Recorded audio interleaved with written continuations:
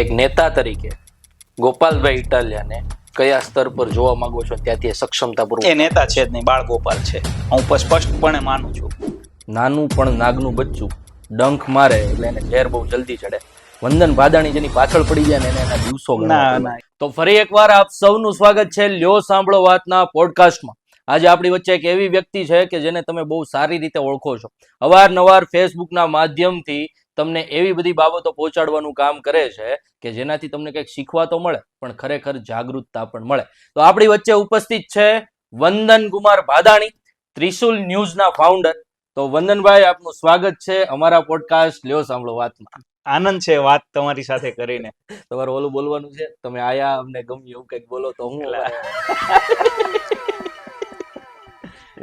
ઘણા બધા લોકો એવા છે કે જે વંદન કુમાર ભાદાણીને જાણવા માંગે છે.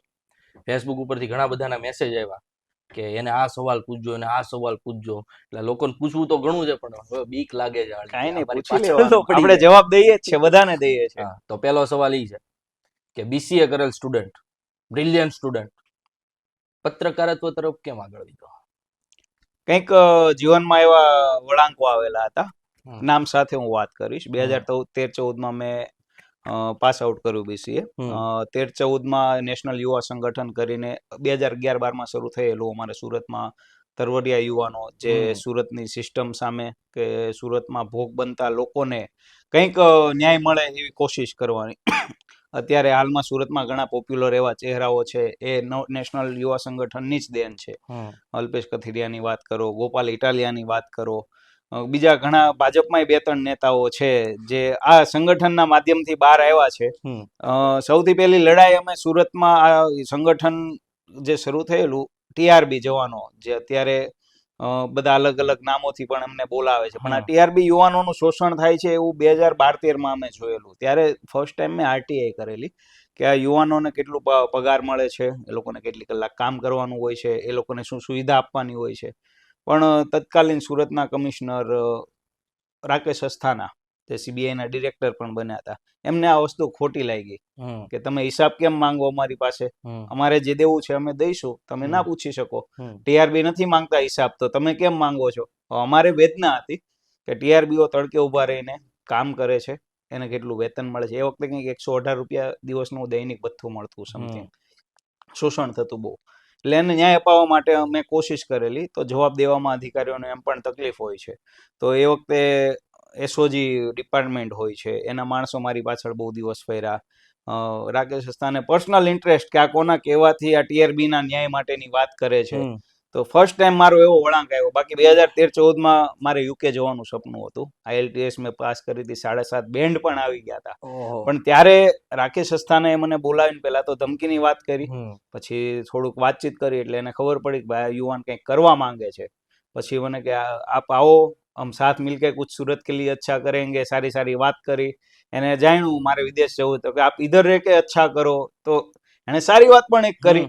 અને ટીઆરબી વાળી જે મેં આરટીએ કરી હતી, એમાં અમુક પ્રશ્નો હતા. એ વખતે ટીઆરબીઓને ટોપી નહીં મળતી, હેલ્મેટ વ્યવસ્થિત નહીં મળતા, અથવા છૂટછાટ ઘણી નહોતી મળતી. છૂટછાટો આપવામાં આવી, ઓન રેકોર્ડ ઓફ રેકોર્ડ ઘણી છૂટછાટો આપવામાં આવી. ત્યારે નક્કી કર્યું કે ભાઈ સમાજ માટે કંઈક આપણે કરવું છે, અહીંયા આપણે કંઈક કરીશું તો કંઈક લોકો મેળવશે. એટલે એ વિચાર રાખીને બીસીએ કર્યું. એ હું ભૂલી ગયો, પણ જાહેર જીવનમાં આવવું જોઈએ અને મારા લખવાથી કોઈકને ફાયદો થાય છે તો ફાયદો મળવો જોઈએ, આવું મેં વિચાર્યું. એટલે એ વખતે લખવાનો શોખ જાગેલો, પત્રકાર બનવાનો તો શોખ હજી નહોતો જાગ્યો. પછી 15 આવ્યું પાટીદાર આંદોલન. પાટીદાર આંદોલન આવ્યું ત્યારે જોયું કે પટેલોને ઘણી જગ્યાએ અન્યાય થાય છે. પછી નોટિસ કર્યું કે મીડિયાનો પાવર શું છે. વકીલ, પોલીસ બધાનો તો પાવર હશે, જ્યુડિશરીનો પાવર હશે, નેતાઓનો પાવર હશે, પણ પત્રકારોનો પાવર શું છે એ મેં જોયું. જીએમડીસીનું એ ગ્રાઉન્ડ હોય, સુરતની મહારેલી હોય, બધામાં પત્રકારોએ જે સાચું પત્રકારત્વ કર્યું. ત્યારે તો હજી ગોદી મીડિયા તરીકે બધું નહોતું ઓળખાયું, એ વર્ડનું ફાઉન્ડેશન પણ નહોતું થયું. ત્યારે ખબર પડી કે મીડિયાનો શું પાવર છે. ત્યારે નક્કી કર્યું કે હવે વંદન ભાદાણી પત્રકાર બનશે. પત્રકારત્વની જર્ની તમે શરૂ કરી તો કેવા કેવા વળાંકો આવ્યા અને કેવા કેવા સંઘર્ષોનો તમારે સામનો કરવો પડ્યો? એ સંઘર્ષ વાળું તો 2017 પછી ચાલુ થયું. અચ્છા, એવું છે.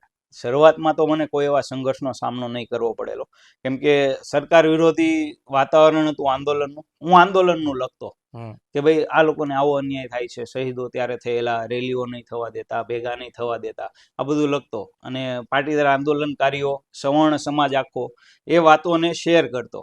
એટલે મારું લખાણ લોકોએ જ વાંચ્યું અને લોકોએ જ શેર કર્યું, કેમ કે હું સાચું લખતો હતો, લોકો મારી સાથે સહમત હતા, હું ખોટું નહોતો લખતો, એટલે લોકો મને ઓળખતા થયા.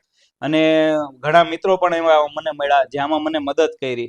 ખુદ હાર્દિક પટેલ પણ એ વખતે શેર કરતો, ધાર્મિક માલવ્ય હોય તો એ શેર કરે, અલ્પેશ કથિરિયા હોય શેર કરે, ઉત્તર ગુજરાત, દક્ષિણ ગુજરાત બધેથી મારી માહિતી, મારી લિંક શેર કરતા.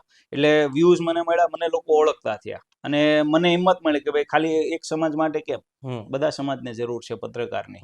તો બધા સમાજ માટે લખવાનું શરૂ કર્યું ને 2017માં ઓફિશિયલી ત્રિશુલ ન્યૂઝ અમસ્તા મજાકમાં જ મેં ફેસબુકમાં એક પોસ્ટ મૂકી, મારે એક ન્યૂઝ વેબસાઇટ ચાલુ કરવી છે, શું નામ રાખવું જોઈએ. તો એમાં બધા અલગ અલગ મતલબ સિસ્ટમ પર તરાપ મારવી હોય તો કંઈક આક્રમક નામ હોવું જોઈએ. તો 2-4 મિત્રોએ અંદર મહાદેવ, ત્રિશુલ સમથિંગ કોમેન્ટ કરી અને ત્રિશુલ કોઈએ લખ્યું હતું એમાં સૌથી વધુ કોમેન્ટ બધાએ કરી, રિપ્લાય કોમેન્ટ કરી કે આ નામ રાખો, આ બહુ સારું છે. એટલે મજાકમાં શરૂ કરેલું અત્યારે 15 લાખ ફોલોઅર સુધી મારું પોર્ટલ પહોંચી ગયું છે. હવે આ ડેરિંગ ક્યાંથી આવ્યું? ડેરિંગ તો મેં કીધું ફર્સ્ટ ટાઈમ જ મને પહેલી જ આરટીઆઈમાં મને એક આઈપીએસ ધમકી આપે કે હું તને આમ ફિટ કરી દઈશ, પણ સાથે સાથે પછી એણે એવું મને કીધું કે તું આ જે કરે છો એ બરાબર કરે છો, તારી જેવા યુવાનની દેશને જરૂર છે. એટલે ત્યાંથી ડેરિંગ આવ્યું કે સાચું હોય તો ડરવાનું કોઈના બાપથી નહીં, ખાલી ભગવાનથી ડરવાનું. આ ડેરિંગ ત્યાંથી જ શરૂ થયું. 2017 થી તમારા સંઘર્ષની શરૂઆત થઈ. ઈ સંઘર્ષ કેવો રહ્યો, એમાંથી હું શીખા અને ઈ કઈ શીખ અમારા લોકોને અને વિદ્યાર્થીઓને કામ આવી શકે એમ છે? અમારા ધારાસભ્ય છે વિનોદ મોરડિયા, કતારગામ મંત્રી પણ રહી ચૂક્યા છે, મંત્રીમાંથી કાઢી પણ નાખ્યા છે. 2017માં એ ધારાસભ્ય નહોતા. સુરતમાં એક ન્યૂઝ ચેનલની ડિબેટ હતી, એના 6 મહિના અગાઉ મેં આરટીઆઈઓ કરેલી. કતારગામમાં ઓન પેપર 18-19 લાઇબ્રેરીઓ છે કતારગામ ઝોનમાં, એમાં અમરોલી પણ આવી ગયું. અમે જોયું કે ખરેખર એટલી લાઇબ્રેરીઓ ચાલુ નથી. લાઇબ્રેરીઓના લાઇટ બિલ મેં મંગાવ્યા, વેરા બિલ મંગાવ્યા, એટલે ખબર પડી કે 80 રૂપિયા લાઇટ બિલ આવે છે. ત્યાં લાઇબ્રેરી ચાલતી હોય? નો ચાલે. બધાને ખબર પડી જાય કે લાઇબ્રેરી ચાલતી હોય તો 6-7 હજાર બિલ આવે. એટલે સ્થળ તપાસ કરી, ફરિયાદો બધી કરી, એટલે આ મનમાં ખાર. ત્યારે એ ભાઈ કોર્પોરેટર હતા. એટલે આ ડિબેટમાં એને મારો કાંઠલો પકડ્યો, એટલે મને ખબર પડી મારું નિશાન બરાબર. Live debate? હા, લાઈવ ડિબેટમાં. ડિબેટ પછી એ લાઈવ એ જે ચેનલ હતી એમાં આવી નહીં અને મારો કાંઠલો પકડ્યો, મને ધમકાવ્યો, મને 4-5 લાફા માર્યા. એના 2-3 પંટર લોકો પણ હતા. હાલની તારીખે મને જોઈને રસ્તો બદલે છે. લાઇબ્રેરી વાળું મેં એને પકડી લીધું, કેમ કે લાઇબ્રેરીમાં જે કોન્ટ્રાક્ટર નું નામ હતું ને એવો કોન્ટ્રાક્ટર કોઈ સુરતમાં શું દુનિયામાં નથી. એટલે આની ચોરી પકડાઈ ગઈ. એટલે મને કે કેમ આરટીઆઈ કરે છો મારી સામે? એટલે મેં પોલીસમાં અરજી કરી, આનાથી મને ખતરો છે. મારી ફરિયાદ ન થઈ, આજની તારીખ સુધી નથી થઈ, પણ વળતા દિવસે એના ભાજપના એક કાર્યકર્તાને ઉભો કર્યો અને મારું નામ એફઆઈઆરમાં નખાવી દીધું. જે જગ્યાએ હું હાજર નહોતો, હું ત્યાંથી દૂર, ધારાસભ્ય જ મને કાંઠલો પકડીને લઈ ગયો હતો. મેં અરજી આપી છે, એ અરજી પર કાર્ય ના કર્યું પોલીસે, અને બીજા એક કાર્યકરને ઉભો કર્યો કે આણે મને માર્યો, એવો મારી ઉપર ફરિયાદ દાખલ કરાવી દીધી. એટલે પછી ખબર પડી કે સાચું લખો, સાચું બોલો એટલે લોકો ડરે છે, ખોટા લોકો ડરશે. એટલે ડરાવવાનું ને એને પાડવાનું કામ મને ત્યારથી મજા આવી ગઈ કે ભાઈ ખોટું હોય તમે બોલશો ને તો એ સાચું સાચાની સામે પડશે ને એને ભાગશે તમારાથી. સાચી વાત છે. અને ત્યાર પછી જે મેં કીધું ને લાઇબ્રેરી કાગળ પર નહોતી, 6 મહિનામાં 1 કરોડના ખર્ચે લાઇબ્રેરી જે કાગળ ઉપર હતી ખરેખર જમીન ઉપર આવી કતારગામમાં. ઓકે, હવે સોશિયલ એક્ટિવિસ્ટ, ત્યારબાદ પત્રકારત્વ, આ બધામાં તમે જે સંઘર્ષની વાત કરી, પરિવારનો કેવો સપોર્ટ રહ્યો? પરિવારમાં તો શરૂઆતમાં કેવું છે, પાટીદાર સમાજની જ વાત છે. સમાજ કામ લાગતો નથી, બધા સમાજને લાગતું ઓળખતું હોય છે. ત્યારે બહુ બધા ઘરે આવે કેવા, મારા પપ્પાને બહાર મળે કે તો કે તમારા છોકરાને કયો કોક ફિટ કરી દેશે, આમ કરી દેશે, તેમ કરી દેશે, રાજકારણમાં ના જવાય, બધા વિરોધ કરે. ઘરેથી કહેતા આ બધું રહેવા દો, સારો ધંધો તારો સેટ હતો, એ બધું કરવા લાગ પાછું. પણ આપણે નક્કી કર્યું હતું ખોટું નથી કરતા એટલે ડરવાની જરૂર નથી, સાચું કરીએ છીએ, ભગવાન આપણી સાથે રહે છે.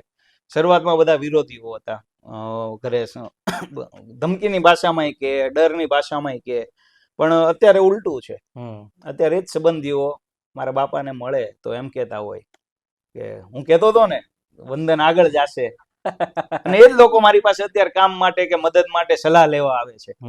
ત્યારે આ બધાને પલટી મારું બધાને આ અનુભવ થતો હોય છે કે કોઈ માણસનો સંઘર્ષનો સમય હોય ત્યારે બધા વિરોધી હોય, પણ એનો સારો સમય આવે ત્યારે બધા લાઈન લગાવતા હોય છે. આ અનુભવ સર્વસામાન્ય છે, મને થયો છે. ઓકે, તમારા આંદોલનકારી ઘણા બધા મિત્રો મને મળ્યા, એમની પાસેથી મેં સાંભળ્યું છે, નાનું પણ નાગનું બચ્ચું ડંખ મારે એટલે એને ઝેર બહુ જલ્દી ચડે. વંદન ભાદાણી જેની પાછળ પડી જાય ને એને એના દિવસો ના, એ વાત તો ખરેખર સાચી ન કહેવાય. કેમ કે હું કોઈની પાછળ પડ્યો હોય તો ફેક લઈને પાછળ પડ્યો હોઉં. અને પાછળ પડવાની વાત એટલે છે, ખોટો છે એટલે ભાગે છે. ખોટો ન હોય તો સામે આવીને ઉભો રહે.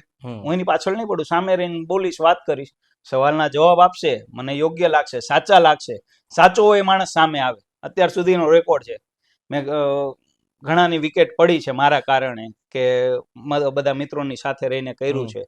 કોઈ સામે નથી આવ્યા, પાછળથી વાર બહુ બધા કર્યો છે. સામે આવે એ સાચો, ભાગે એ ખોટો. એટલે હું પાછળ નથી પડતો, એ ખોટો છે એટલે ભાગે છે. હું તો ઉભો હોઉં છું, એ ભાગે છે. એકદમ સાચી વાત છે. હવે આ આખી જર્નીમાં બધાય જે પણ કોઈ આંદોલનકારીઓ છે, જે પણ કોઈ એવા લોકો છે જે જાહેર જીવનમાં જીવે છે, એ પોતાના જીવનની ઘણી બધી વસ્તુ ગુમાવી બેસતા હોય. એવું કાંઈ વસ્તુ અથવા તો કોઈ એવો વ્યક્તિ કે જે ગુમાવ્યો હોય ને એનો અફસોસ હોય એવું કાંઈ? ઘણા મિત્રો એવા તો ગુમાવ્યા છે, પણ એ બધા સમય સંજોગો અનુસાર પાછા આવી ગયા છે. મેં કીધું ને, ઘણા એ વખતે વિરોધમાં હોય, તો એવા 3-4 મિત્રો છે જે પાછા આવી ગયા છે. એને મનમાં એમ હશે કે આને ખબર નથી પડતી, મેં વિરોધ કર્યો તો એ મને સાથે રાખે છે. હું બધું જાણતો હોઉં છું, પણ સમય સંજોગો, સમય અનુસાર બધું થતું હોય છે. એને સમજણ આવી એટલે પાછો આવી ગયો. અને મેં કોઈને મારી ભૂલને કારણે ગુમાવ્યા હોય તો એ લોકોને આપણે, ભાઈ મારી ભૂલ છે એમ કહીને મેં પાછા લાવ્યા છે મારી જીવનમાં. મને ભૂલ સ્વીકારતા આવડે છે, કે કદાચ મારાથી કોઈ ભૂલ થઈ હોય તો હું અડગ નથી રહેતો કે મારી ભૂલ થાય જ નહીં. હું મારી ભૂલ સ્વીકારું છું. એટલે મેં કોઈ અત્યાર સુધી 2-3 મિત્રો ખોયા છે, પણ પાછા આવી ગયા છે. એમાં મને ગૌરવ છે કે મને ભૂલ સ્વીકારતા આવડે છે. વંદન કુમાર ભાદાણી, એની કોલેજ લાઈફ માંથી અમે ઘણું બધું જાણ્યું, તમારા મિત્રો પાસે, તમારા કોલેજના પ્રિન્સિપલ પાસે. હવે તમારી પાસે જાણવું છે, કોલેજ લાઈફ કેવી હતી? આજ વંદન ભાદાણી ત્યારે હતા કે ત્યારે કંઈક અલગ હતું? વંદન ભાદાણી કોલેજ લાઈફમાં તો બહુ તોફાની હતો. કોલેજમાં કંઈક માંગણી હોય, નેતાગીરીનો તો ત્યારેય શોખ હતો કે લોકો માટે અવાજ ઉઠાવો. કોલેજની ફીઝ અમુક લેતા હોય, એ સ્ટુડન્ટ પાછળ વાપરતા ન હોય, વેલફેરની અમુક, તો કોલેજમાં જનરલ છે અવાજ ઉઠાવતા હોય. કોલેજ પ્રશાસન એને સફળ ના થવા દે, પણ કોલેજ પ્રશાસન સામે સ્ટ્રાઇક પણ થતી હોય, હડતાલ પણ થતી હોય. હવે હડતાલ થાય ને તો પેલા હું ક્યાં છું ને એનું એડ્રેસ ગોતતા. સમજી ગયા. કે વંદનનો હાથ આમાં નથી ને, વંદનનો હાથ હોય તો એને બોલાવીને આપણે સમજાવીને બધાને બેસાડાવરાવીએ અને એની સાથે ડીલ કરીએ. આ ગૌરવ છે કે ભાઈ લીડરશિપ અમે લઈએ તો એમાં લોકોને રિઝલ્ટ મળે છે. અમને લીડર લોકો બનાવી દેતા, સ્ટુડન્ટ્સ અમને બનાવી દેતા. હાલની તારીખે યુનિવર્સિટીના પ્રશ્ન હોય, એક વખતના મિત્રો હાલની તારીખે મને કોન્ટેક્ટ કરે છે. હાલની તારીખે બીજી કોલેજના પણ મિત્રો કોન્ટેક્ટ કરતા હોય છે, ભાઈ યુનિવર્સિટીનો આ પ્રશ્ન છે. ખાલી આ યુનિવર્સિટી નહીં, ઘણી અત્યારે પ્રાઇવેટ દુકાનો પણ બની ગઈ છે. યુનિવર્સિટી તો હું નહીં કહું, દુકાનો બની ગઈ છે. ત્યાં દાદર ચડીને અમે 2 કલાકમાં એ લોકોના સોલ્યુશન લાવ્યા છે. વિશ્વાસ હતો લોકોને કે તોફાની છે પણ રિઝલ્ટ લાવી દે છે, ગમે એની સાથે લોકો માટે બાંધી લે છે. બાંધી લેવાનું મીન્સ નિયમ કાયદા અનુસાર, અમે કોઈના કાંઠલા પકડવા નથી ગયા. હાલભાઈ આ તારે કરવાનું જ છે. એટલે કોલેજ લાઈફ અમારી આવી જ રહી હતી કે ભાઈ કોઈ એવો પ્રશ્ન લઈને, ભાઈ આમાં અમારું આમ ફી લીધી છે, અમને આ વાપરવા, અમારી પાછળ આ ખર્ચો નથી કરતા, એ બધું અમે વસૂલ કરાવેલું છે. તો મેં સાંભળેલું છે કે વંદન ભાદાણી ક્યારેય બળથી કામ નથી લેતો, એ કળથી કામ લેવા વાળો માણસ છે. અને કળથી એને ઘણા બધાને, બળથી કઈ ફાયદો નથી થતો, બળથી સમય ને ઉર્જા બે બગડે છે. હવે આખી જે પણ કઈ જર્ની હતી, તમે કીધું એમ કે ત્રિશુલ ન્યૂઝ રમતમાં એક નામ રાખી દીધું, અહીંયા સુધી પહોંચ્યું કે ગુજરાતની 3જા નંબરની ચેનલ બની ગઈ. તો આ જર્ની જે રહી એમાં કેવું કેવું ફીલ થયું અને ટર્નિંગ પોઈન્ટ ક્યારે આવ્યો? ટર્નિંગ પોઈન્ટ હું કહું તો લોકડાઉન. બધા એમ કે છે ને લોકડાઉનમાં અમારા ધંધા ખોરવાઈ ગયા, બિઝનેસ ખોરવાઈ ગયો, બહુ સારા પાટે હતું, તમારી ગાડી ઉતરી ગઈ. લોકડાઉન હું કહું છું, મને બહુ ગૌરવ છે કે લોકડાઉન મને ફળ્યું. મને એકને નહીં, ઘણા મારા મિત્રોને ફળ્યું. ઘણા મિત્રો એવા હતા કે મારી સાથે મજાક મારું જોઈને મદદ માંગી લઈને આપણે એને શરૂ કરી દીધેલું. બધા કમાતા હતા સારું, અને ઘણા એમ સમજતા હતા કે IT business, one type of IT, કે કન્ટેન્ટ ક્રિએટર છો તમે અને કન્ટેન્ટ લખો છો, એમાં એડ્સ આવે છે અને લોકો અર્નિંગ કરે છે. તો આમાં હું ઘણાને આમાં લાવેલા. સાગર સાવલિયા છે, મારો મિત્ર છે, બધા જાણે છે, મારી જેમ એને વિકાસ ગાંડો થયો છે. એ બધા સરકારી એક્ઝામની સાઈડમાં તૈયારી કરતા, આમાં ફોકસ નહીં કરતા.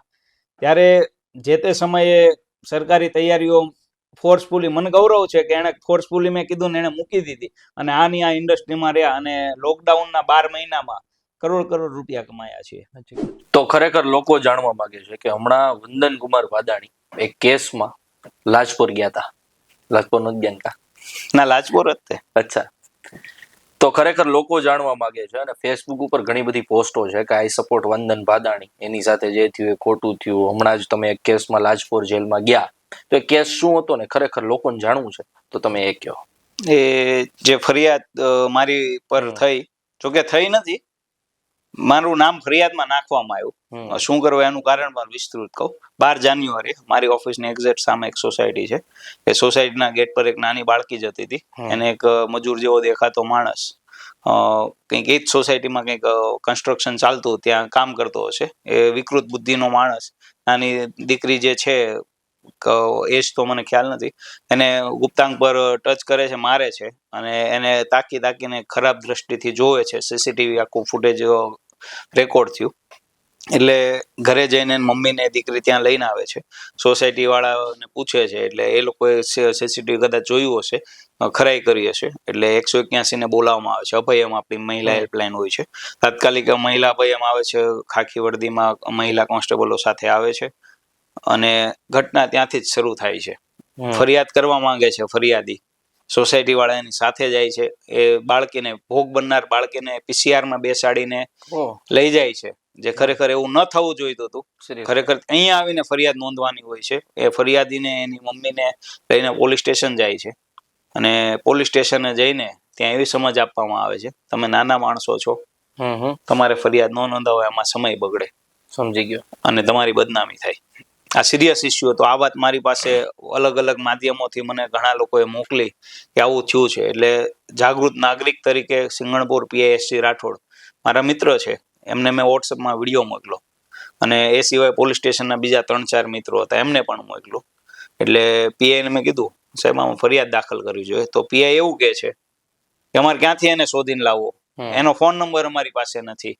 એને જે મજૂર ને કોન્ટ્રાક્ટર જે લાવ્યો હતો એની પાસે એનો નંબર નથી, કંઈક નાકા પરથી લાવ્યો હતો. મેં કીધું શોધો તો ખરા. અને એ કે ફરિયાદી ફરિયાદ આપવા નથી માંગતા. ફરિયાદી અમને લેખિતમાં આપીને ગયા છે કે અમારે ફરિયાદ આપવી નથી, અમે ભવિષ્યમાં ફરિયાદ આપી હશે તો પાછા આવશું. તો મતી મરી ગઈ છે આ પીઆઈની કે પોક્સો જેવા ગંભીર ગુનામાં એક આરોપીને છોડી મૂકે છે એવું જ કહી શકાય, કેમ કે એને પકડતા નથી. બાકી રસ્તે બિદલાને પકડીને તમે લોકઅપમાં રાખો છો અને પોતાના ટાર્ગેટ પૂરા કરો છો, અને આવા જીવતા બોમ્બ જેવા વ્યક્તિને તમે લઈ જવા દો છો. તમને કોઈક જાણ કરે છે, તમારી બેદરકારી છે, તમારું ધ્યાન દોરે, સાહેબ આમાં તમારે ફરિયાદ નોંધવી જોઈએ, અને એવો જવાબ મળે ફરિયાદીને ફરિયાદ આપવી નથી. સુપ્રીમ કોર્ટે કીધું છે કે પોક્સો જેવી કલમો ફરિયાદી ફરિયાદ આપવા ન માંગતી હોય તો એને હિંમત આપવાનું કામ પોલીસનું છે. તેમ છતાં એ ફરિયાદ નથી કરતા, તો પોલીસે ફરિયાદી બનવાનું છે. સાચી વાત છે. નોન કોગ્નિઝેબલ ગુનો છે. તમે ફરિયાદી બનો, એને અંદર નાખો, કેમ કે એના મગજ ઉપર એ જે છેડતીખોર હતો, અવસ સવાર હતી. કેવી રીતના છેડતી, ધોળે દિવસે છેડતી કરે છે. કાલે ઉઠીને કદાચ મારી દીકરી, મારી બેન, મારી ભત્રીજી, પીઆઈ ની છોકરી, પીઆઈ ની વાઈફ ત્યાં હોય અને આવું કરે તો પીઆઈ સહન કરે? નો જ કરે. આ ધ્યાન દોર્યું એવું પોલીસ વાળા જે 3-4 મેં પોલીસ વાળાને વિડીયો મોકલો, એ બધાએ મારી સામે પીઆઈ ને કીધું કે સાહેબ અમે ગોતી આવીએ, અમે મહેનત કરીએ. તો કે ના આદેશ કરે છે, નહીં પકડતા એમ. એટલે હું એ છેડતીખોર પીઆઈ નો સંબંધી હતો? સાચી વાત છે. આટલી ગંભીર બાબત છે, 10 દિવસ સુધી કઈ થતું નથી. 10 દિવસ બાદ મેં વિડીયો મૂક્યો. આમાં ભૂલ કોની? પીઆઈ ની કે છેડતી જેની થઈ એ વાલીની? અને 2-3 મીડિયા મિત્રોએ મારી પાસે વિડીયો માંગ્યો, એટલે મેં એમને વિડીયો મોકલો. તો મને એવી વ્યાખ્યામાં અંદર 1.5 મહિના પછી લીધો. એનું કારણ પણ હું તમને જણાવું કે મેં બીજા દિવસે જે ફરિયાદ દાખલ થઈ મારા વિડીયોના કારણે, સેમ ડે પીઆઈ નો ડીઓ થઈ ગયો. ડીઓ એટલે ડિસ્ટ્રિક્ટ ઓર્ડર, જિલ્લા 10-12 જિલ્લા એને વટાવીને બીજે પોસ્ટિંગ કરી દે, ત્યાં બદલી એની થઈ ગઈ. મેં પ્રાઇવેટ ફરિયાદ કોર્ટમાં કરી કે પીઆઈ આ ખોટું કર્યું છે, ફરજમાં બેદરકારી નિભાવી છે. અને વિડીયો વાયરલ થયા બાદ આ ફરિયાદ દાખલ થઈ છે. એક બીજા પત્રકારનું એમાં નામ એડ કર્યું હતું, મારું નામ એ સમયે એડ નહોતું કર્યું. પીઆઈ મારા મિત્ર હશે એમ કદાચ સમજતા હશે. પછી પ્રાઇવેટ ફરિયાદ મેં કરી, એમાં પીઆઈ પીએસઓ તમામના અંદર નામ છે પ્રાઇવેટ ફરિયાદમાં. એમાં સીસીટીવી મેં બધા રજૂ કર્યા છે કોર્ટને. એમાં 5 દિવસ અગાઉ જ કોર્ટે અરજી મારી એક્સેપ્ટ કરીને કંઈક આગળ પ્રોસેસ માટે કીધું છે કે ભાઈ કાગળ બધા લઈને આવો, રિપોર્ટ લઈને આવવામાં શું બનેલું હતું. એટલે આઈપીએસ જે છે પિનાકીન પરમાર, એનું અલગ અલગ માધ્યમથી મને બધા પાસે કેવડાવે છે ફરિયાદ પાછી લઈ લો, કાર્યવાહી તો થઈ ગઈ છે, ફરિયાદ તો નોંધાઈ ગઈ છે, ફરિયાદ પાછી લઈ લો ને હવે શું તકલીફ છે. કીધું તકલીફ એ જ છે તમે ફરિયાદ નહોતી નોંધી. અને પિનાકીન પરમાર પ્રેસ કોન્ફરન્સમાં કહે છે પીઆઈ વિરુદ્ધ તપાસનો આદેશ મને આપ્યો છે, હું એનો રિપોર્ટ રજૂ કરીશ. તો આ રિપોર્ટ ક્યાં છે? સાચી વાત છે. પિનાકીન પરમાર એના એક પીઆઈ ને બચાવવાનું કામ કરે છે. ખરેખર ડીસીપી શું કરવા મૂકવામાં આવે છે, એસીપી શું કરવા મૂકવામાં આવે છે? પોતાના તાબાના પોલીસ સ્ટેશનમાં સરખું કામ થાય છે, કાયદા અનુસરાય છે, યોગ્ય પીઆઈ કામ કરે છે, જોવાનું કામ છે. કમિશનર ઓફ પોલીસ અજય તોમરે એમને આદેશ આપ્યો છે તપાસ કરો ને રિપોર્ટ સોંપો. તો આ રિપોર્ટ કેમ હજી એના અનુસંધાને કઈ કાર્યવાહી થઈ છે કે કેમ હજી કઈ પેપરમાં કે પ્રેસને હજી એની જાણકારી નથી મળી? હું તાબે ના થયો, મેં ફરિયાદ પાછી ના ખેંચી, એટલે 1.5-2 મહિના પછી મારું અંદર ફરિયાદમાં નામ નાખવામાં આવ્યું. એવા વ્યક્તિના પેલા રાગદ્વેષમાં એવા વ્યક્તિને ઉભો કર્યો કે આણે મને બ્લર કર્યા વગરનો વિડીયો મને આપ્યો. એટલે મતલબ કે જે ફરિયાદ હકીકત ઓલા છેડતી કરવા વાળો વ્યક્તિ પર થવી જોઈએ એ મારી ઉપર કરી. અને કદાચ ચાલો મારી ભૂલ હશે કદાચ કે બ્લર વગરનો વિડીયો મેં કોઈ પત્રકારને આપ્યો, બરાબર, ઈરાદો ખોટો તો નહોતો. ઈરાદો ખોટો નહોતો. તો એક જ માત્ર રાગદ્વેષ કે મેં પ્રાઇવેટ ફરિયાદ પોલીસ સામે શું કરવા કરી. જાહેર જીવનના વ્યક્તિ તરીકે જ્યારે તમે કોઈ વ્યક્તિને મદદરૂપ થવા જાઓ છો અથવા તો કોઈ વ્યક્તિ માટે અવાજ ઉપાડો છો, ત્યારે ઈ વળતું તમારી ઉપર આવે ત્યારે ક્યારે એવું થયું કે હાળું મૂકી દેવું છે? થાય એવું ઘણી વખત થાય, પણ અવાજ ઉઠાવવાનું બંધ કરશું તો એક રીતે સામેવાળા આરોપીઓનો સાથ દેવામાં અમે ગણાઈ જશું એવું હું સમજુ છું. કે તમે ચૂપ રહેશો ને એ તમે ગુનો કરો છો. આ હું મારું માનવું છે. પત્રકારત્વ પણ આ જ વ્યાખ્યા છે. હું ગોદી મીડિયામાં નથી માનતો, હું કોઈના ખોળામાં બેસીને પત્રકારત્વ નથી કરતો. એનું કારણ છે હું એવું માનું છું કે ખોટું થાય છે તમે જોવો છો ને ચૂપ રહો છો તો તમે ગુનેગાર છો. તમારે પત્રકારત્વ ન કરવું જોઈએ. સાચી વાત છે. સમય અને સંજોગો ઘણું બધું શીખવાડે છે. એક એવી શીખ કે જે તમને મળી હોય અને એની ઉપર આજે પણ તમે મક્કમ હોય. શીખ એક જ વસ્તુની મને છે, મેં અગાઉ કીધું, ભગવાન સામે ઝૂકવાનું, ભગવાનથી ડરવાનું, ખોટું કરવાનું નહીં, ખોટું ચલાવવાનું નહીં, સાચા સામે રહો એટલે લોકો તમારાથી ભાગશે. હું કોઈની પાછળ પડતો નથી. સાચી વાત છે. વંદન કુમાર ભાદાણીનું પ્રેરણા સ્ત્રોત કોણ? પ્રેરણા સ્ત્રોત તો સરદાર વલ્લભભાઈ પટેલ જ હું ગણી શકું અને અમારા ગુરુ પણ હું ગણી શકું કે સાચું છે ત્યાં અડગ રહો, તમને કોઈ હરાવી નહીં શકે. સરદાર વલ્લભભાઈ પટેલ એમણે આ દેશ માટે જે કર્યું એની પછી એમાંથી ઘણા બધા નેતૃત્વના ગુણો આપણે લીધા, ઘણું બધું શીખા. એવો એક કોઈ ગુણ કે જે તમને સરદાર સાહેબમાં ખૂબ જ ગમતો હોય અને ખરેખર લોકો સામે મૂકવા જેવો હોય? સરદાર સાહેબે કોઈ દિવસ ખોટાની સામે ઝૂકા નહોતા.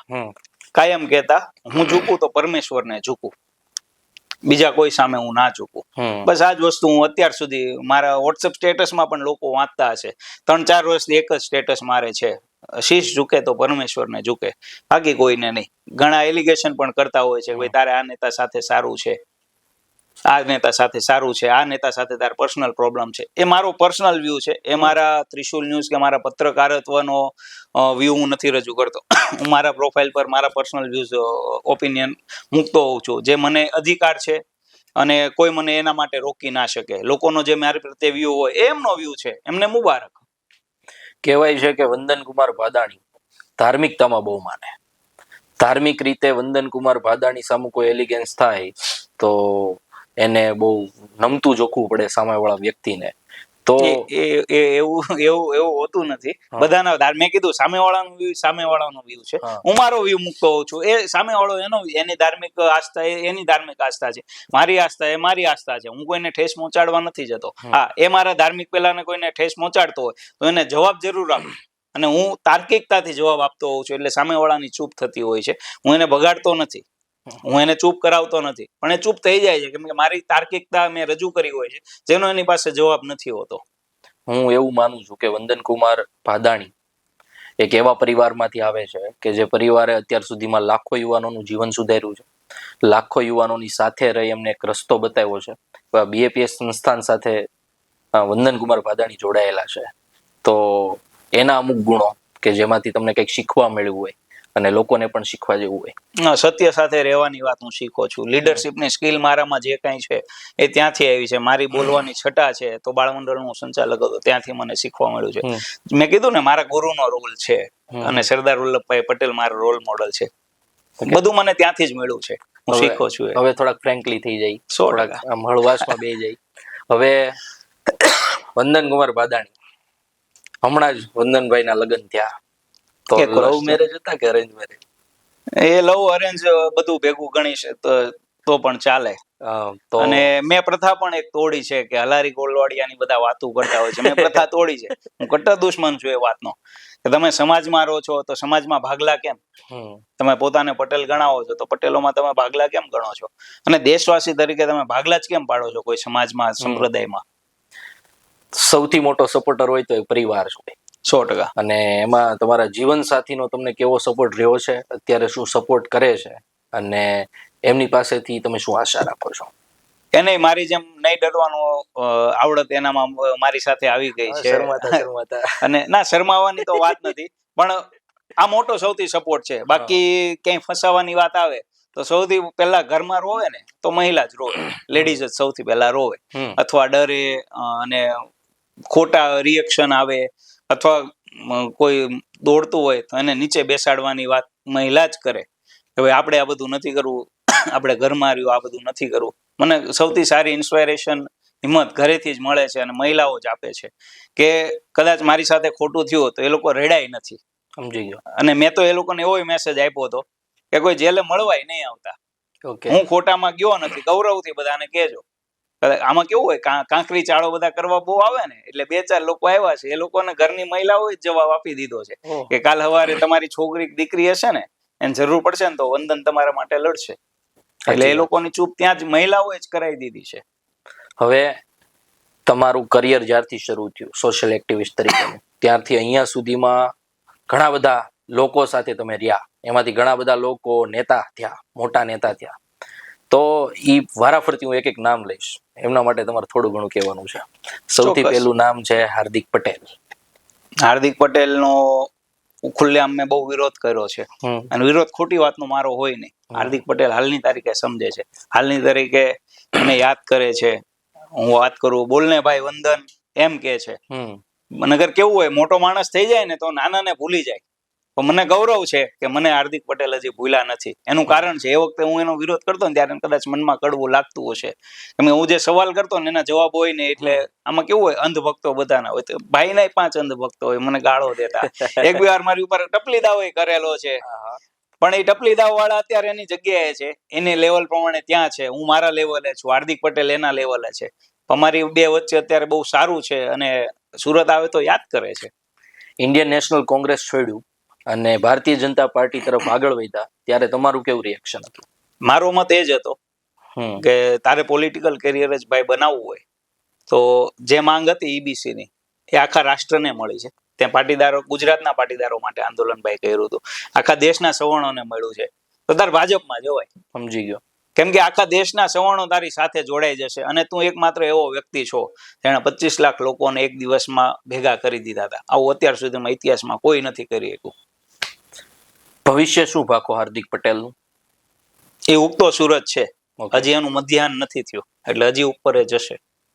બીજું નામ છે તમારા પ્રિય મિત્ર એક સમયના, અથવા તો અત્યારે પણ, ગોપાલભાઈ ઇટાલિયા. ઈગો સાચું સાંભળી ના શકે, સહન શક્તિ ન થાય. આમાં કેવું છે, મને કોઈ મારી ભૂલ દેખાડે ને, મેં કીધું પહેલા, મને સ્વીકારતા આવડે છે, મને હાથ જોડતા આવડે છે. આ વસ્તુ એ જયારે શીખી જશે ત્યારે એનો ઉગતો સૂરજ આવશે. બાકી એના મનમાં એક જ વસ્તુ છે, હું મુખ્યમંત્રી બનીશ, હું વડાપ્રધાન બનીશ. પણ ભાઈ તારી સાથે કોણ છે? તારા જૂના મિત્રો તારી સાથે કેટલા છે? મારો જૂનો મિત્ર છે ગોપાલ ઇટાલિયા, હાર્દિક પટેલ પહેલાના મિત્ર છે. એક નેતા તરીકે ગોપાલભાઈ ઇટાલિયાને કયા સ્તર પર જોવા માંગો છો, ત્યાંથી સક્ષમતા પૂર્વક? એ નેતા છે જ નહીં, બાળ ગોપાલ છે, હું સ્પષ્ટપણે માનું છું. કેમ કે નેતા હોય ને એ કોઈને દુશ્મન ના બનાવે, એ બધાને દુશ્મન જ બનાવે છે. એ એવું સમજે છે કે એની વાહવાહી કરે ને પત્રકાર, બાકી બધા લોકલિયા. મારું એવું માનવું છે કે હાર્દિક પટેલ, ગોપાલ ઇટાલિયા, એમને હું એ સ્તરે જોઉં છું કે એ ગુજરાતમાં બદલાવ લાવી શકે એમ છે. અને આ બધા એક થયા. હાર્દિક પટેલ બદલાવ લાવી રહ્યા છે એના વિસ્તારમાં. તો ગોપાલ ઇટાલિયા કતારગામ મારા જ વિધાનસભામાંથી લડ્યા હતા, જાહેર મંચ ઉપર લાઈવ આવીને જવાબ આપે કે કતારગામમાં કેટલી વાર આવ્યા, કતારગામમાં કેટલાય પ્રશ્નો છે, એ પ્રશ્નો ઉપર કેટલી વખત વિધાનસભાની ચૂંટણી હાર્યા પછી કતારગામમાં આવ્યા, જણાવે. એમને ચૈતર વસાવાને ત્યાં ડિસ્કો કરવા જવાનો સમય છે. હું પર્સનલ વિરોધી નથી, પણ કતારગામ માટે કરો, કતારગામના લોકોએ તમને વોટ આપ્યા છે. કદાચ એવી વાત હતી કે ગોપાલભાઈ ઇટાલિયા વિસાવદર વિધાનસભા લડશે, પણ થયું એવું કે હવે વિસાવદર વિધાનસભા લડાય એવી સ્થિતિમાં હું તો પત્રકાર તરીકે કહી ના શકું, પણ તોય હું અપીલ કરું છું, એ ત્યાં આવે ને તો એને વોટ નહીં આપતા, કેમ કે કતારગામમાં જે ભાઈ આવ્યો નથી એ કદાચ વિસાવદર વાળાએ કદાચ એને જીતાડી દીધો તો વિસાવદર જશે એની ગેરંટી શું? નેતાઓ એ જમીન સાથે જોડાયેલા હોવા જોઈએ ને. પેલા એ ભાઈ બોટાદે લડવાના હતા, બોટાદ એનું જન્મસ્થાન છે એવું કે છે, તો બોટાદ વાળાને સારું થયું, સારો ધારાસભ્ય કદાચ મળી ગયા ઉમેશભાઈના રૂપે. ગોપાલ ઇટાલિયા અહીંયા લડ્યા હતા, અહીંયા કતારગામમાં એના 4 કે 5 કોર્પોરેટર પણ હતા, હવે લગભગ 2 કે 3 વધ્યા છે. તો અહીંયા કતારગામના પ્રશ્ન તો કરો, તમે અહીંયા પ્રતિનિધિત્વ માટે અહીંયા લડ્યા હતા ચૂંટણી, અહીંયા આવો 2 પ્રશ્ન રજૂ કરો. અહીંયા પ્રશ્ન નથી એવું છે. અનામત આંદોલનમાંથી મળેલા હજી એક એવા નેતા કે જે લોકપ્રિય છે યુવાનોમાં, અલ્પેશભાઈ કથિરિયા, એમના વિશે શું કહેશો? મારા સારા મિત્ર છે, કોલેજ કાળમાં એક ચૂંટણીથી જ અમે ભેગા થયેલા. ઓકે. 2 વર્ષ મને યાદ નથી, પણ આંદોલન પહેલાનું વર્ષ હતું. મેચ્યોરિટી એમાં બહુ છે. ઓકે. ઘણી નહોતી, એ જેલમાં ગયા બાદ આવી ગઈ છે. કોણ મારી સાથે છે કોણ નથી એ જેલમાં જાય ને ત્યારે ખબર પડે. અંદર જેલમાં બહુ શાંત, તમને બીજા કોઈ વાતાવરણ હોતું નથી, એટલે જેલમાં જઈને ઘણું શીખવા મળે એમ બધા કહે ને. તો અલ્પેશભાઈ બહાર આવ્યા પછી ઘણો મેચ્યોરિટી એનામાં આવી. ઓકે. ધંધો કરશો તો તમે સમાજ માટે કંઈક કરી શકશો, એનામાં મગજમાં ફિટ થઈ ગયું છે. અને હાલની તારીખે તે એને મારી જેમ હકીકતમાં એમ કહું તો ચાલે, હું બધા સાથે જ શીખા કે સાચું બોલવાનું, કોઈના બાપથી ડરવાનું નહીં, ખોટું બોલો તો કોકથી ડરવાનું, એનામાં છે. એ ગુણ મને સારો ગમે છે. હા, અમુક ડિસિઝન એના કદાચ ખોટા મારા મતે હોઈ શકે, એના મતે એને સાચો લાગ્યો હશે એટલે રાજકારણમાં આવવાનો પ્રયાસ કર્યો હશે, ભલે નિષ્ફળતા મળી. હું એ દુર્ભાગ્ય સમજીશ, એ એના મતદારો જે મત નથી આપી શકે એનું દુર્ભાગ્ય કદાચ હું સમજુ. એક લડાયક વ્યક્તિને એને ઓળખીને મત ના આપ્યો. અને રાજકારણમાં હું કાયમ કહું છું, તમે પક્ષ ના જુઓ, સારો વ્યક્તિ જુઓ. આગળની સ્થિતિ, તમારો પોઈન્ટ ઓફ વ્યૂ શું છે કે અલ્પેશભાઈ કથિરિયાને શું નિર્ણય લેવો જોઈએ? એનો પર્સનલ ઓપિનિયન છે. અત્યારે મને લાગે છે જે પ્રવાહી પરિસ્થિતિમાં અત્યારે છે એ પરિસ્થિતિમાં અત્યારે વેઇટ એન્ડ વોચ કરવાનો સમય છે એવું મને લાગે છે. ઓકે. હવે એક જાગતો ને સળગતો નામ છે કે જે ઘણા બધા લોકો એમ કીધું છે કે વંદનભાઈ પૂજજો. લોકો કહે છે કે તમારા ગૃહમંત્રી સાથે બહુ અંગત અને ગાઢ સંબંધ એવું નથી હોતું. ખરેખર એને બહુ બધા સાથે અંગત સંબંધો છે, એ કોઈને ભૂલતા નથી. એની સાથે ક્લોઝનેસ મારે આવી તો કોરોના સમયમાં છે. ઓકે. હું પર્સનલી એટલો ટચમાં એટલે આવ્યો, કોરોના સમયે એને કોઈ ધારાસભ્યો બહાર નહોતા નીકળતા, અને પર્સનલ ટચ એટલે હું એક કોઈને હજી સુધી ખબર નથી, હું કહું કતારગામના ધારાસભ્ય વિરુદ્ધ અહીંયા અમારે કતારગામમાં માહોલ હતો કે ધારાસભ્ય ક્યાં છે, ગાયબ થયા છે. બધા સ્ટેટસ મૂકતા હતા, ફેસબુકમાં મૂકતા હતા. તો એ સ્ટેટસનો સ્ક્રીનશોટ પાડીને ફેસબુકમાં મૂક્યો, કતારગામના ધારાસભ્ય ગાયબ થયા છે. આ ખરેખર સાચું છે, અસહન ના થયું. એને એક ફોલોઅરને ઉભો કર્યો જે મને ઓળખતો નથી, જે ફેસબુક વાપરતો નથી, એની વિરુદ્ધ મારી વિરુદ્ધ સિંગણપુરમાં અરજી કરાવી. અને જાણે થૂકેલું ચાંટવાનું હોય એમ જે તે સમયના પીઆઈએ તાત્કાલિક અરજી થઈ એ જ દિવસે મને ઉંચકાવી લીધો અને બેસાડી દીધો પોલીસ સ્ટેશનમાં. અને ત્યારે કોઈ વ્યક્તિએ ભલામણો બહુ બધાએ કરી હતી, આ ખોટું કરો છો, પત્રકારનું કામ છે આ લખવાનું. એમાં એક વ્યક્તિ એ હતા. ત્યારે મને ગૌરવ થયો કે જેની સાથે કોઈ દી ચા નથી પીધી, ખાલી મારા ફેસબુક જોવે છે કે પોસ્ટો કે મારી વિશે સાંભળવું હશે એટલે મારો પક્ષ એને રાખ્યો. ત્યારે મને ગૌરવ થયું ભાઈ ટીકાકારોને મેં કીધું ને, ટીકાકારો કે પ્રશ્નનો જવાબ આપવા જોઈએ. તો એ વ્યક્તિ ભાગ્યો નહીં. અને ત્યાર પછી એ વખતે અટલ સંવેદના કેન્દ્ર એને શરૂ કર્યું હતું. મને ખ્યાલ છે મેં 10 જેટલા દર્દીઓને, અમારા કતારગામ વિધાનસભાના દર્દીઓને કોવિડમાં બેડ નહોતા મળતા, કોવિડમાં ઇન્જેક્શન નહોતા મળતા, આઈસીયુ નહોતા મળતા, ત્યારે મેં 10 જેટલા દર્દીઓને માટે મદદ માટે મેં ફોન કરેલો. એક કોલમાં 11 મિનિટ નથી થઈ, મોકલી દો દર્દીને, સેટિંગ થઈ ગયું છે. એને અટલ સંવેદના કેન્દ્ર શરૂ કર્યું. મારે વિધાનસભાનો ધારાસભ્ય ગુફામાં છુપાઈ ગયો હતો, ક્યાં તો કોઈને ખબર નથી કે કયા ફાર્મ હાઉસમાં ઘોડા ચલાવતો તો બધાને જાણ છે, બહાર નહોતો આવ્યો. અમારા પ્રતિનિધિત્વ ગાયબ હતા અને અહીંયાના મતદારોને મારે વિધાનસભામાં મોકલવા પડે, અને વિધાનસભા વાળો ધારાસભ્ય 10 મિનિટ ના થવા દેતો હોય મદદ માટે. એવું નથી વિચારતો મારો મતદાર નથી, માનવ છે ને એ વિચારે છે. પણ ત્યારથી મારે મિત્રતા ત્યાં લાગુ થઈ. બીજા ટર્મમાં જ એક ગૃહમંત્રી બનવું એ બહુ અઘરી અને મોટી વાત કહેવાય. હર્ષ સંઘવીએ એ સાબિત કર્યું છે. આગળ ક્યાં જવા માંગો છો? હું તો એને સીએમ મટીરિયલ માનું છું કે જે જમીન પર દોડીને કામ કરતો હોય ને એને મુખ્યમંત્રી બનાવી દેવાય. એને કોઈ લાલચ હોય નહીં. સાચી વાત. એને એના સમાજના આગેવાનો પાસેથી ભંડોળ ઉભું કરીને હોસ્પિટલ ઊભી કરી હતી. એને કોઈ સરકાર પાસે, બાકી ધારાસભ્ય ભાઈ હતા, સરકાર પાસે સિવિલમાંથી 50 બેડ મંગાવી શકતા હતા. કોઈના ભરોસે નથી રહ્યા. મારાથી થાય છે, મારે કરવું છે એવું વિચારીને એને એના આગેવાનો પાસેથી, એના સમાજ હોય કે પાટીદાર આગેવાનો હોય ત્યાં કેટલાય છે, એના પટેલ મિત્રો બહુ બધા આગેવાનો ઉદ્યોગપતિઓ છે, બધાને ભેગા કરીને 50 કે 100 બેડની હોસ્પિટલ કરી હતી. અને મારાથી થાય એ મારે કરવું છે. એને કોઈ લાલચ નહોતી ને. અને લાલચ એવી કદાચ હોય તો અમારા ધારાસભ્ય નહીં હોવી જોઈતી, તે મંત્રી બન્યા હતા, તો એને કેમ કાઢી નાખ્યા? બધું જોવે છે. હું એમ કોઈ પક્ષને હું ખોટો કહેતો નથી. મેં કીધું સાચો વ્યક્તિ, સારો વ્યક્તિ, લોકો માટે કામ કરતો એને વોટ આપવો જોઈએ. મેં એને શુભકામના આપી હતી કે એને 90% વોટ મળે, અને ખરેખર મળ્યા. ખરેખર મળ્યા. કેમ અમારા વિધાનસભાના ધારાસભ્ય 90% વોટ ના મળ્યા? સાચી વાત છે. વંદનકુમાર ભાદાણી પત્રકારત્વમાં આવ્યા. મેં ઘણી બધી જગ્યાએ એવું સાંભળ્યું છે કે પત્રકારત્વના મોઢે તાળા મારી દેવામાં આવ્યા છે. પત્રકારો ખુલીને બોલી નથી શકતા. કદાચ બોલે તો એમની ઉપર કોઈ પણ કાર્યવાહી કરવામાં આવે છે. એમાં ઘણા બધા બોલી શકે એવા છે, એવા બહુ શાંત છે. એની વચ્ચેથી નીકળવું અને ગુજરાતનું રવીશ કુમાર બનવું, તો એમાં ક્યારેય બીક નથી લાગી? પત્રકારત્વનું ખરેખર અત્યાર સુધી હું કહી શકું કે રવીશ કુમાર બનવું એ ટ્રેડમાર્ક બની ગયો છે. પણ રવીશ કુમારને હું સવાલ કરું છું, એ ગુજરાત બાબતે હવે કેમ ચૂપ છે? સાચી વાત છે. ગુજરાતમાં હું નહીં આવું. અમે નોટિસ આજે કર્યું.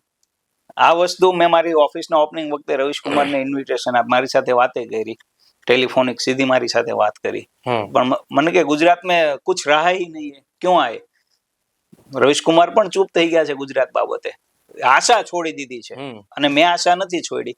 આશા છોડીને ચૂપ થઈ જાય છે. કોઈ તાળા મરાવા, કોઈ ધમકી આપવા નથી આવતું તું ચૂપ રહેજે એમ. આ એકાદ બે કિસ્સામાં કદાચ એવું થતું હોય, પણ પત્રકારોને કોઈને તાળા નથી માર્યા. બધા પોતપોતાની રીતે પત્રકારત્વ કરે જ છે. આ અજીત અંજુમ ને બધા કરે જ છે. આ ધ્રુવ રાઠી કરે જ છે. લોકો પસંદ કરે જ છે. પણ તમે મત આપવા જાવ ત્યારે બધું વિચારો ને. તમે લાઈક કોમેન્ટ કરો છો, પણ મત આપવાનો ત્યારે વિચારો ને, સારા વ્યક્તિને આપો. કોઈ પત્રકારોને ચૂપ કરાવ્યા નથી. આ બધી વાત વાહિયાત છે. આ એકાદ બે મારામાં મેં વાત કરી, મને કોઈ સરકાર ચૂપ કરાવવા કે મને સરકારે કઈ બંધ નહોતો કર્યો. એક આઈપીએસ ના ઈગો હર્ટ થયો, પીઆઈ નો ઈગો હર્ટ થયો એટલે મને બંધ કર્યો. બાકી મને ફિટ કરો તો બહુ બધા ફિટ છે જ. રાજનીતિમાં આવવાનું ક્યારે વિચાર્યું છે? ના, જરાય નહીં. જે જગ્યાએ છે એ બહુ સારી જગ્યા છે. થોડુંક તો વિચારો. ના ના ના ના, રાજનીતિમાં જરાય ઇન્ટરેસ્ટ નથી આપણને. એકાદી પાર્ટી ગમતી હોય, એનો કલર ગમતો હોય એવું કઈ નહીં? મને કોઈ કલર ગમતો, મને 3 કલર ગમે છે. થોડુંક બોલો. કેસરી, વ્હાઈટ, લીલો, 3 કલર ગમે છે. અને આપણને બહુ આનંદ છે કે બધા પક્ષના લોકો આપણને બોલાવે છે. અને એ જ હોવું જોઈએ કે ભાઈ બધાના કામ થતા હોય. હું સમાધાનની વાત પહેલા કરતો હોઉં છું કે કોઈ તકલીફ આવી તો પેલા રજૂઆત કરે. હું કઈ એમ નથી કહેતો આમ કોર્ટમાં જતો રહે, આમ પોલીસમાં ફરિયાદ કરી દે. પેલા રસ્તો નીકળતો હોય ને એમાં બધાનો સમય બગડતો હોય, સમય એમાં બધાનો બચતો હોય છે. એટલે જ મેં કીધું રાજકારણમાં નથી આવું. જે જગ્યાએ છું, પત્રકારત્વ એવી જગ્યા છે, મેં 2015-16 પછી શીખો કે પત્રકારને બધાની જરૂર છે અને પત્રકાર બધાને કામ લાગી શકે, પણ પત્રકારની ઈચ્છા હોવી જોઈએ. ત્રિશુલ ન્યૂઝના સંસ્થાપક વંદનકુમાર ભાદાણી આગળ શું કામ અને ક્યારે? હાલમાં જ હું નવા પ્રયોગ મારી સંસ્થામાં કરી રહ્યો છું. પોડકાસ્ટ સમથિંગ આપણે અત્યારે વાત કરી રહ્યા છીએ એવું અમે ઇન્ટ્રોડ્યુસ કર્યું. 10 જેવા એપિસોડ પણ બનાવ્યા અલગ અલગ આગેવાનોને. બધા સવાલ કરતા હોય, મને સવાલ કરવા માટે ઘણા તમને કીધું તો એમ મને ઘણા મોકલતા હોય કે આ વ્યક્તિને આવો સવાલ કરજો, આવો સવાલ કરજો. પોડકાસ્ટનું અમારું પ્લાન છે, પ્લસ અમે 8 થી 9 કલાકનું બુલેટિન કરી શકીએ, 24 કલાકમાંથી 8 કલાકનું બુલેટિન કરી શકીએ. તો અમારો પ્લાન છે કે ભાઈ કે છે ને તાળા મારી દીધા પત્રકારોના મોઢે, તાળા નથી મારે, મારે દેખાડવું છે. અને સારી ખરાબ બધી વાતો હું રજૂ કરું છું ને એ જ મારો પ્લાન છે કે ભાઈ હું જે સ્પીડથી ચાલું છું એ સ્પીડથી ચાલવાનું છે. અને હું મારી મંજિલ સુધી ચોક્કસ સમય ભગવાનને પહોંચાડવો છે ત્યારે પહોંચાડશે. કાંઈ નહીં વંદનભાઈ, તમારો ખૂબ ખૂબ આભાર. અમારા લ્યો સાંભળો વાત ઉપર આવી બધી વાતો. તમે મારી વાત સાંભળી મને ગયું. બહુ તડકતી ભડકતી વાતો છે, તો મજા આવશે લોકોને. તમારો ખૂબ ખૂબ આભાર. આભાર આપનો પણ, આપે પણ મને સાંભળો.